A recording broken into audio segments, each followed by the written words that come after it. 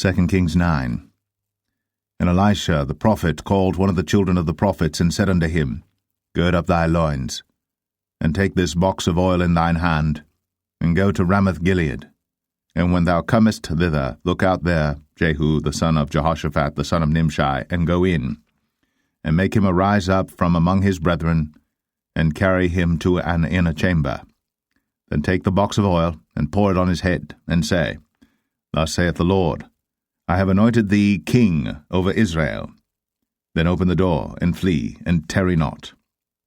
So the young man, even the young man the prophet, went to Ramoth-Gilead. And when he came, behold, the captains of the host were sitting, and he said, I have an errand to thee, O captain. And Jehu said, Unto which of all us? And he said, To thee, O captain. And he arose and went into the house. And he poured the oil on his head, and said unto him, Thus saith the Lord God of Israel, I have anointed thee king over the people of the Lord, even over Israel. And thou shalt smite the house of Ahab thy master, that I may avenge the blood of my servants the prophets, and the blood of all the servants of the Lord, at the hand of Jezebel. For the whole house of Ahab shall perish, and I will cut off from Ahab him that pisseth against the wall, and him that is shut up and left in Israel.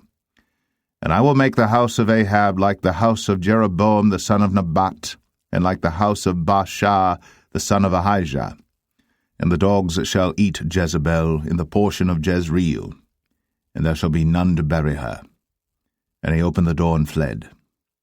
Then Jehu came forth to the servants of his lord, and one said unto him, Is all well? Wherefore came this mad fellow to thee? And he said unto them, Ye know the man, and his communication. And they said, It is false, tell us now. And he said, Thus and thus spake he to me, saying, Thus saith the Lord, I have anointed thee king over Israel. Then they hasted, and took every man his garment, and put it under him on the top of the stairs, and blew with trumpets, saying, Jehu is king. So Jehu, the son of Jehoshaphat, the son of Nimshi, conspired against Joram. Now Joram had kept Ramoth-Gilead, he and all Israel, because of Hazael king of Syria. But King Joram was returned to be healed in Jezreel of the wounds which the Syrians had given him, when he fought with Hazael king of Syria. And Jehu said, If it be your minds, then let none go forth nor escape out of the city to go to tell it in Jezreel. So Jehu rode in a chariot, and went to Jezreel. For Joram lay there, and Ahaziah king of Judah was come down to see Joram. And there stood a watchman on the tower in Jezreel. And he spied the company of Jehu as he came, and said, I see a company. And Joram said, Take an horseman, and send to meet them, and let him say, Is it peace? So there went one on horseback to meet him, and said, Thus saith the king, Is it peace? And Jehu said, What hast thou to do with peace? Turn thee behind me. And the watchman told, saying, The messenger came to them, but he cometh not again. Then he sent out a second on horseback, which came to them, and said, Thus saith the king, Is it peace? And Jehu answered, What hast thou to do with peace? Turn thee behind me. And the watchman told, saying, He came even unto them, and cometh not again. And the driving is like the driving of Jehu the son of Nimshi, for he driveth furiously. And Joram said, Make ready. And his chariot was made ready. And Joram king of Israel, and Ahaziah king of Judah went out, each in his chariot. And they went out against Jehu, and met him in the portion of Naboth the Jezreelite. And it came to pass, when Joram saw Jehu, that he said, Is it peace, Jehu? And he answered, What peace, so long as the whoredoms of thy mother Jezebel and her witchcrafts are so many? And Joram turned his hands and fled, and said to Ahaziah, There is treachery, O Ahaziah. And Jehu drew a bow with his full strength, and smote Jehoram between his arms, and the arrow went out at his heart, and he sunk down in his chariot. Then said Jehu to Bidkar his captain, Take up, and cast him in the portion of the field of Naboth the Jezreelite, Remember how that when I and thou rode together after Ahab his father, the Lord laid this burden upon him.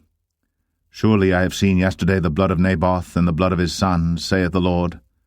And I will requite thee in this plat, saith the Lord. Now therefore take and cast him into the plat of ground, according to the word of the Lord. But when Uzziah the king of Judah saw this, he fled by the way of the garden house. And Jehu followed after him, and said, Smite him also in the chariot. And they did so at the going up to Gur, which is by Ibleam. And he fled to Megiddo, and died there. And his servants carried him in a chariot to Jerusalem, and buried him in his sepulchre with his fathers in the city of David. And in the 11th year of Joram the son of Ahab began Ahaziah to reign over Judah. And when Jehu was come to Jezreel, Jezebel heard of it, and she painted her face, and tired her head, and looked out at a window.